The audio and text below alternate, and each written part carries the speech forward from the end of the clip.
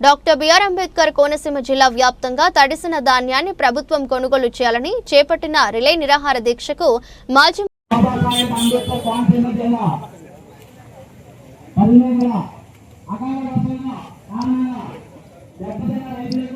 జగన్మోహన్ రెడ్డి గారి నాయకత్వం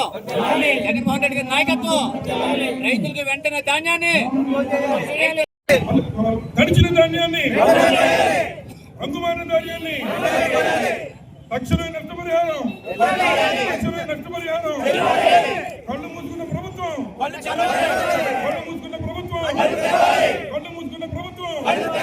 కళ్ళు మూసుకున్న ప్రభుత్వం. జగ్గిరెడ్డి గారి ఆధ్వర్యంలో 7 నియోజకవర్గాల కోఆర్డినేటర్లు